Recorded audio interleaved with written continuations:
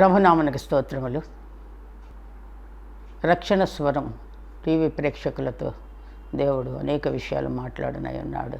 దేవుని మాట వినడానికి ఆశతో కనిపెట్టుకుని ఉన్నారని నమ్ముతూ ఉన్నాను. ఈ యొక్క వాక్యములో ఉన్న పరమర్మములు గ్రహించి దాని ప్రకారంగా జీవించాలని మిమ్మల్ని ఆశిస్తూ మీ అందరికీ నా వందనాలు చెల్లించుకుంటున్నాను. ఈ సమయంలో మన అంశము మన దేవుడైన యెహోవా యుద్ధశూరుడు, బలశౌర్యము కలిగిన దేవుడు అని చెప్పి దేవుని వాక్యం ద్వారా మనకి రుజువు చేస్తున్నాడు. కనుక మాటలు శ్రద్ధగా మనము విందాము.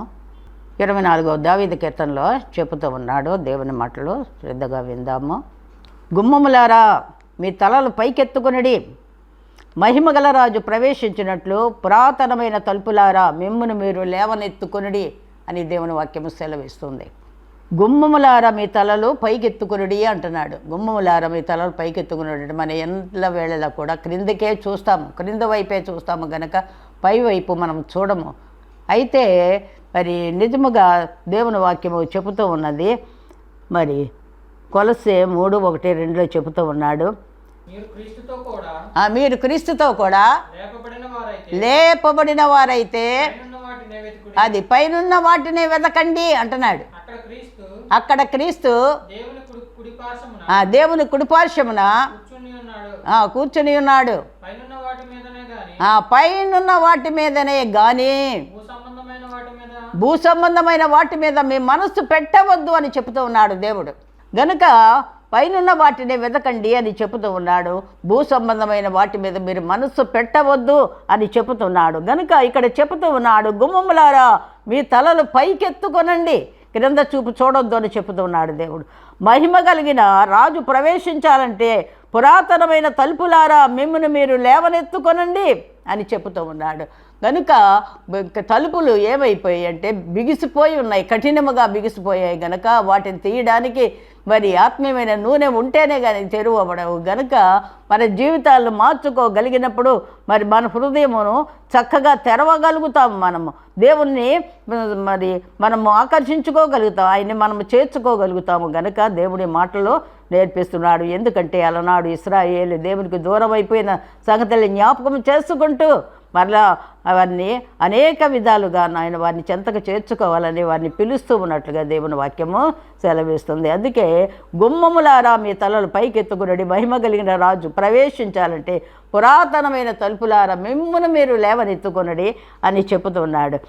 అయితే మహిమ కలిగిన రాజు ఎవడు అని చెప్పేసి ప్రశ్న వేస్తూ ఉన్నాడు. మహిమ కలిగిన ఈ రాజు ఎవరు అనంటే బలశౌర్యము కలిగిన యెహోవా, యుద్ధశూరుడైన యెహోవా అని సెలవిస్తూ ఉన్నాడు. గుమ్మములారా మీ తలలు పైకెత్తుకునుడి, పురాతనమైన తలుపులారా మహిమ గల రాజు ప్రవేశించాలంటే మిమ్మును లేవనెత్తుకునుడి అని మరలా చెబుతూ ఉన్నాడు. మహిమ కలిగిన రాజు ఎవడు?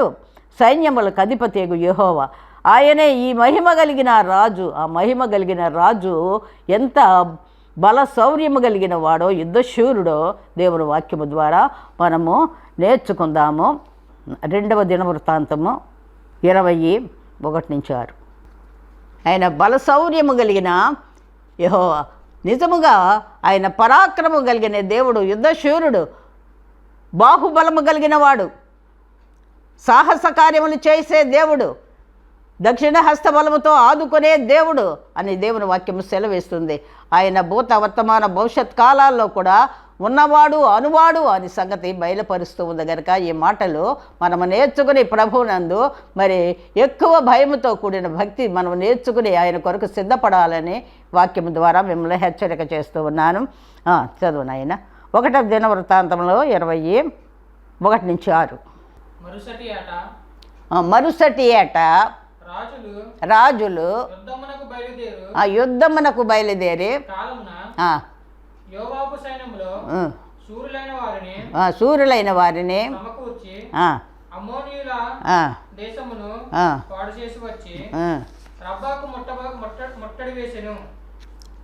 ఇది అయిన తరువాతట మోయాబీలు అందరూ కలిసి అమ్మోనీయులు మెయోనీయులు కొందరు దండెత్తి యెహోషాపాతు మీదకు వచ్చినట్లుగా యెహోషాపాతుకి తెలిసి వెంటనే అతడు మరి వాళ్ళు సైన్యము, గొప్ప సైన్యం అతనికి ఉంది గనుక వాళ్ళకి అతను జడిసిపోయి యెహోషాపాతట భయపడి యెహోవా యొద్దకు విచారించుటకు వచ్చాడట. యోధా ఎంతటా కూడా ఉపవాస దినము ప్రకటించినట్లుగా దేవుని వాక్యము సెలవిస్తూ ఉన్నది. యోధావారు యెహోవా సహాయమును వేడుకొనుటకై కూడుకున్నారంట. ఆడవాళ్ళు మరి మగవాళ్ళు అందరూ కూడా వచ్చి అక్కడ కూడుకున్నట్లుగా దేవుని వాక్యము సెలవిస్తుంది. యెహోషాపాతు యెహోవా మందిరములో క్రొత్త శాల ఎదుటంట సమాజ మందిరములో కూడి యెరూషలేములో జనుల మధ్య నిలువబడి, మా పితరుల దేవా యెహోవా, నీవు ఆకాశమందు దేవుడవై ఉన్నావు, అన్యజనులు రాజ్యములను ఏలువాడవు నీవే, నీవు బాహుబలము గలవాడవు, పరాక్రమము గలవాడవు, నిన్నెదిరించుటకెవరికి బలము చాలదు అని ఏడుస్తూ ప్రార్థన చేస్తున్నాడు. అంతేకాదు 12వ వచనం చెబుతున్నాడు, మా దేవా నీవు వారికి తీర్పు తీర్చవా, మా మీదకి వచ్చు ఈ గొప్ప సైన్యముతో యుద్ధము చేయటానికి మాకు శక్తి చాలదు, ఏమి చేయటానికి కూడా మాకు తోచటా లేదు, నీవే మాకు దిక్కు అని ప్రార్థన చేస్తూ ఉన్నారు. భార్యలతో పిల్లలతో అందరు కూడా అక్కడికి వచ్చేసారట. అప్పుడు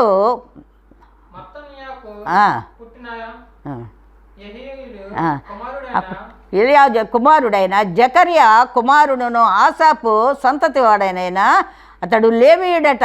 యహాజీయాలు అక్కడ ఉన్నాడు, ఉంటే సమాజంలో ఉన్నాడు గనుక యెహోవా ఆత్మట అతని మీదికి రాగా చదువునాయన అతడు ఇలాగూ ప్రకటిస్తున్నాడు. ఏమని చెబుతున్నాడు? దేవుని ఆత్మ అతని మీదికి వచ్చినట్లుగా దేవుని వాక్యము సెలవిస్తుంది. ఎందుకంటే యెహోషాపాతు ఏడుస్తూ ఉన్నాడు, కృంగిపోతూ ఉన్నాడు, ప్రార్థన చేస్తూ ఉన్నాడు గనుక మరి యహాజీయాల మీదకి దేవుని ఆత్మ వచ్చి దేవుని ఆత్మ మాట్లాడుతూ ఉన్నట్లుగా దేవుని వాక్యము సెలవిస్తుంది. యోధావారలారా, యెరూషలేము కాపురస్తులారా, యెహోషాపాతు రాజా మీరందరూ కూడా ఆలకించండి. యెహోవా సెలవిచ్చినదేమనగా ఈ గొప్ప సైన్యమునకు మీరు భయపడవద్దు, జడియకుడి, యుద్ధము మీది కాదు, దేవుడే జరిగిస్తాడు. రేపు మీరు వారి మీదకు పోవుడి,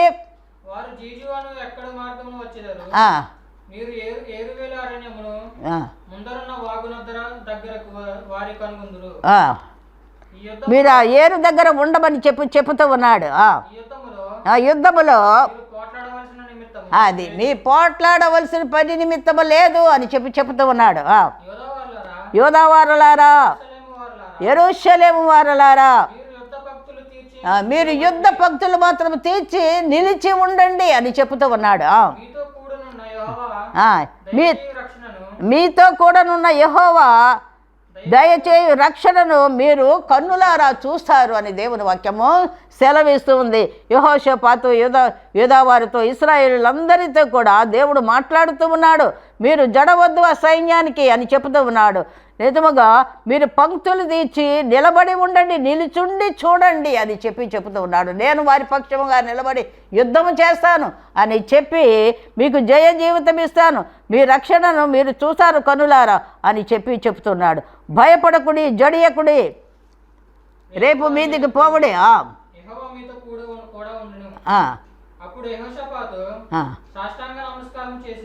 అప్పుడు ఏం చేశాడంటే యెహోషాపాతు ఈ యొక్క ఆత్మతో నిండి అతను ఎప్పుడైతే ప్రవచనం ఎత్తి చెప్పాడో మరి సాష్టాంగ నమస్కారం చేశాడట దేవునికి. యోధావారు యెరూషలేము నివాసులందరూ కూడా సాగిలపడి దేవునికి నమస్కరించి ఆయనను స్తుతించినట్లుగా దేవుని వాక్యము సెలవిస్తుంది. 20 నుంచి చదువునైనా.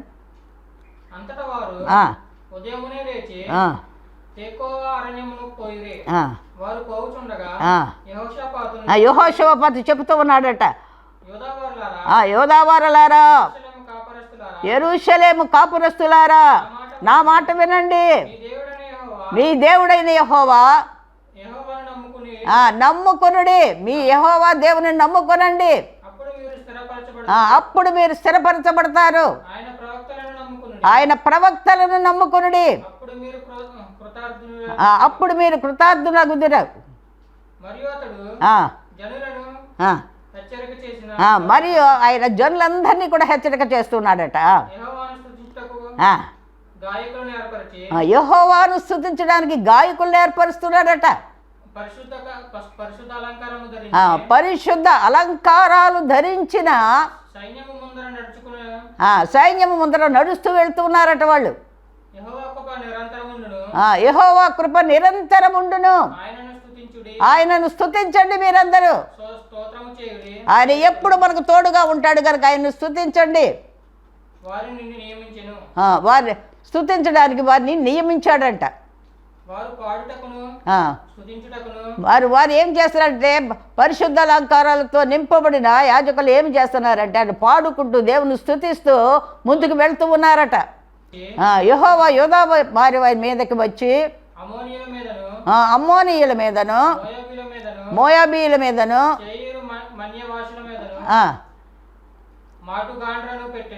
మాటుగాండ్ర పెట్టాడంట.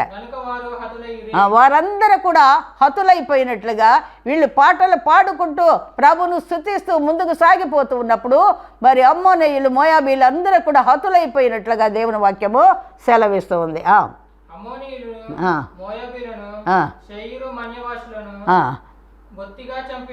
చంపి వారికి వారు చంపుకున్నట్లుగా కూడా దేవుని వాక్యము సెలవిస్తుంది.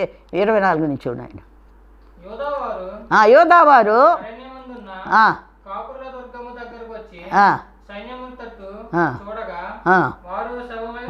వారట శవాలైపోయి ఉన్నారట. ఎవరు? యోధావారు వచ్చి చూస్తున్నారట, ఇశ్రాయేలు వచ్చి చూస్తున్నారంట, యెహోషాపాతు వచ్చి చూస్తూ ఉంటే వారందరూ కూడా శవాలైపోయి ఉన్నట్లుగా దేవుని వాక్యం సెలవు. 25 నుంచి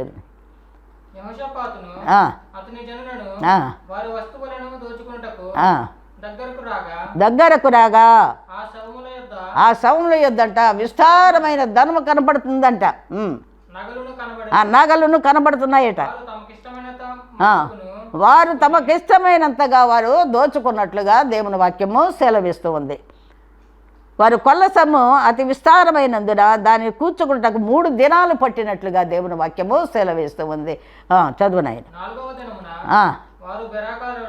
4వ దినమున వారు బెరాకా లోయలో కూడిరి. అక్కడ వారు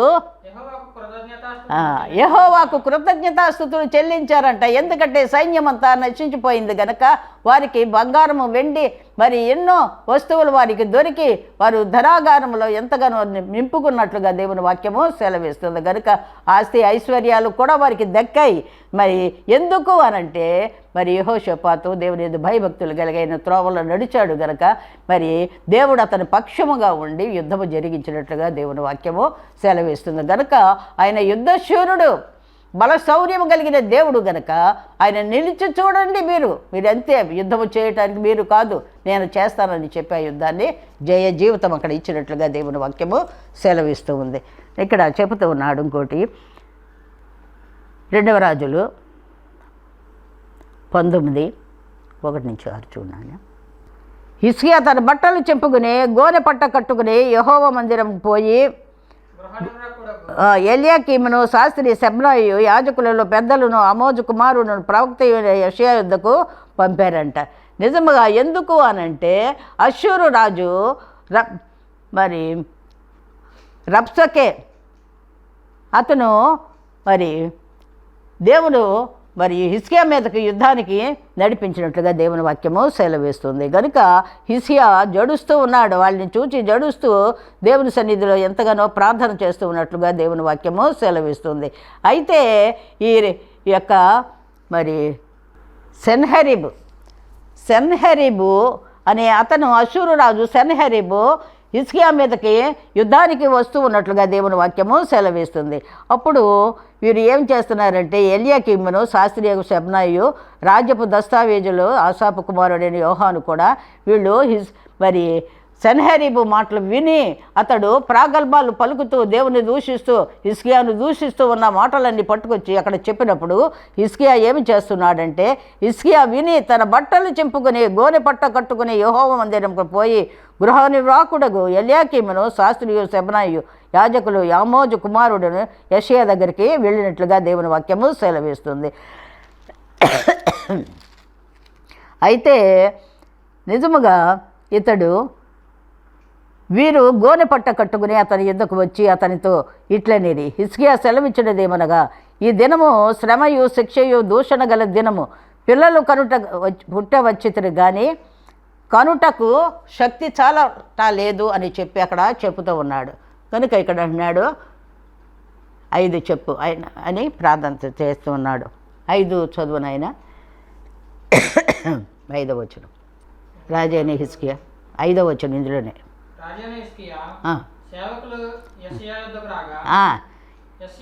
నిజముగా వారు ఎంతో జడిసి ఏం చేశారంటే యెషయా యుద్ధకు వచ్చి, ప్రవక్త అయిన యెషయా యుద్ధకు వీళ్ళు వచ్చినట్లుగా దేవుని వాక్యము సెలవిస్తుంది. యెషయా వారితో ఇట్లా నేను ఈ యజమానుని మాట తెలియజేయండి, మీ యజమానికి ఈ మాట తెలియజేయండి అని చెప్తూ ఉన్నాడు. యెహోవా సెలవిచ్చినదేమనగా, అషూరు రాజు పనివారు నీవు వినిన మాటలకు భయపడవద్దు అని చెప్తూ ఉన్నాడు దేవుడు. అతనిలోకి ఒక ఆత్మను నేను పంపిస్తాను, అది అతడికి భయం కలిగి వదంతి విని తన దేశానికి వెళ్ళిపోతాడు. తన దేశమందు కత్తి చేతను కూల చేస్తారు. అషూరు రాజు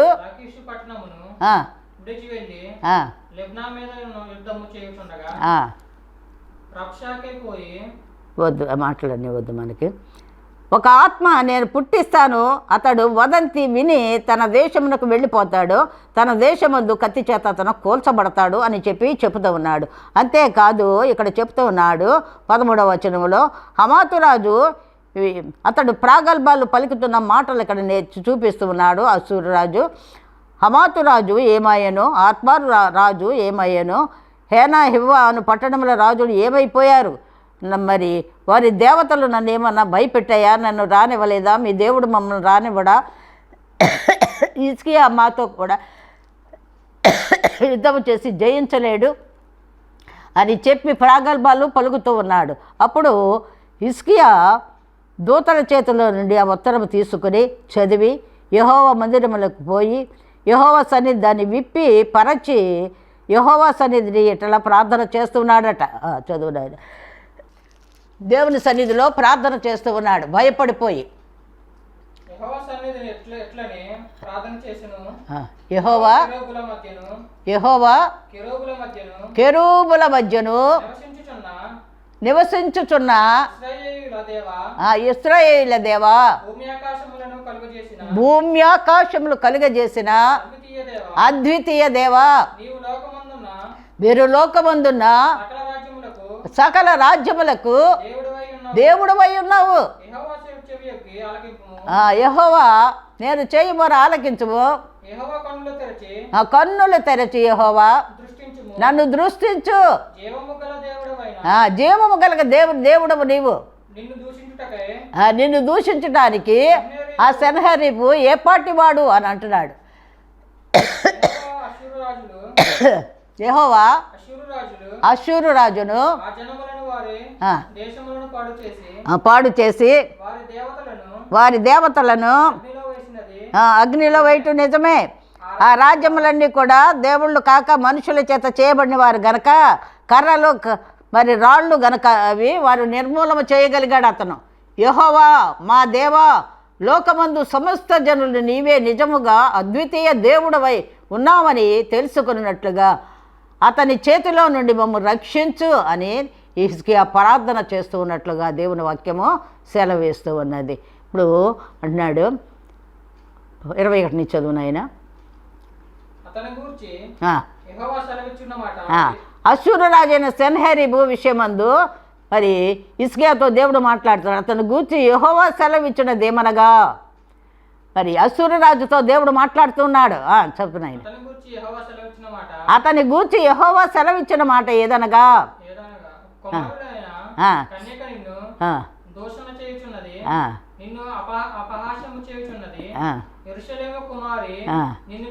నిన్ను నవ్వుతుంది, అపహాస్యం చేస్తుంది సియోను కుమారి అని చెప్తున్నాడు. 22 చూడు, నువ్వు ఎవరిని తిరస్కరించితివి,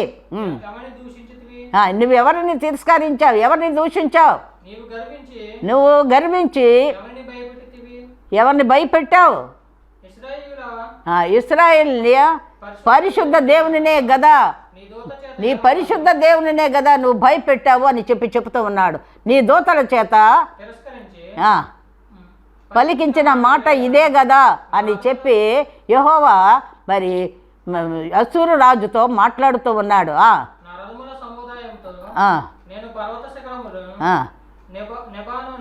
లెబానోను పార్శ్వములకును ఎక్కి ఉన్నాను, ఎత్తుగల దాని దేవదారు వృక్షములను శ్రేష్టమైన సరళ వృక్షములన్నిటిని కూడా నేను నరికి వేశాను అని చెప్తూ ఉన్నాడు. 25 చూడండి ఆయన.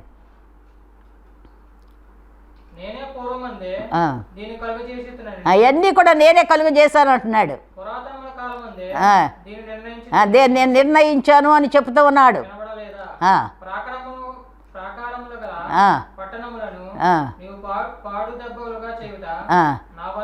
ఇవన్నీ కూడా నా వలనే, నీవు ఎన్ని పాడు చేసినా కూడా ఇవన్నీ కూడా నా వలనే సంభవించాయి అని చెప్తున్నాడు.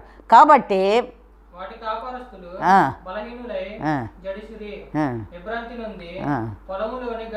చాలు అక్కడ 28 చూడండి ఆయన. నీవు నా మీద వేయు రంకెలను, అష్షూరు రాజుతో దేవుడు మాట్లాడుతున్నాడు, నీవు నా మీద వేసిన రంకెలను, నీవు చేసిన కలహమును నా చెవులలో వచ్చాయి అంటున్నాడు. కనుక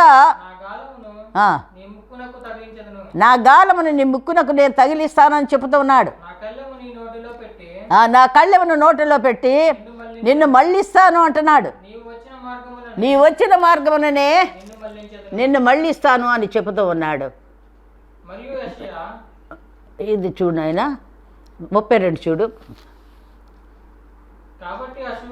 అష్షూరు రాజును గూర్చి యెహోవా సెలవిచ్చినదేమనగా, అతడు ఈ పట్టణంలోనికి రాడు అని చెప్తూ ఉన్నాడు హిజ్కియాతోటి. దాని మీద ఒక బాణము కూడా ప్రయోగింపలేడు అని చెప్తూ ఉన్నాడు. ఒక కేడమనైనా కూడా దానికి కనుపరచలేడు అని చెప్పి హిజ్కియాతో దేవుడు మాట్లాడుతున్నాడు. దాని ఎదుట ముట్టడి దిబ్బ కట్టడు, ఈ పట్టణంలోకి రాక తాను వచ్చిన మార్గముననే అతడు తిరిగి వెళ్ళిపోతాడు. ఇదే యెహోవా వాక్కు అంటున్నాడు. నా నిమిత్తము, నా సేవకుని దావీదు నిమిత్తం కూడా నేను ఈ పట్టణాన్ని కాపాడుకుని రక్షించుకుంటాను అని దేవుని వాక్యము సెలవిస్తుంది. గనుక అతడు మరి తిరిగి వెళ్ళిపోయినప్పుడు అతడు ఒక దేవతని ఆరాధిస్తుంటే అతని కుమారులు అతను చంపుతారని చెప్పాడు దేవుడు. అలాగే చంపారు. అలాగే అతని కుమారుడు ఒకడు రాజు అయినట్లుగా దేవుని వాక్యము సెలవిస్తుంది. కనుక ఆయన నమ్మిన బిడ్డలను ఎన్నడూ విడిచిపెట్టి ఆయన మార్గాల్లో నడిచిన వారిని మరి జయ జీవితములు ఇచ్చి నడిపించే దేవుడని దేవుని వాక్యము స్పష్టముగా మనకి నేర్పిస్తూ ఉన్నది. అయితే మనం హృదయశుద్ధులు చేసుకొని పరిశుద్ధపరచుకొని మరి యెహోవా పరమతకును ఎక్కదగిన వారముగా మనం కనుపరుచుకోవాలి. ఆయన గుడారములో నివసించువారుగా మనం ప్రవేశించగలిగిన జీవితం మనలో ఉండగలిగినప్పుడే దేవునికి ఇష్టముగా బ్రతుకు. అలాంటి వారే నాకు కావాలి అని చెప్తూ యాకోబు దేవా నీ సన్నిధిని వెదకువారు అట్టివారే కావాలి అని చెప్పి మరి వారి వాక్యము తెలియపరుస్తుంది. కనుక అట్టి జీవితము మనందరికీ దేవుడు ప్రసాదించాలని నేను కోరుకుంటూ సమయంలో వాక్యాన్ని నేను ముగిస్తున్నాను. భూమియు దాని సంపూర్ణత లోకము దాని నివాసులే యెహోవావే. భూమియు దాని సంపూర్ణత లోకము దాని నివాసులే యెహోవావే.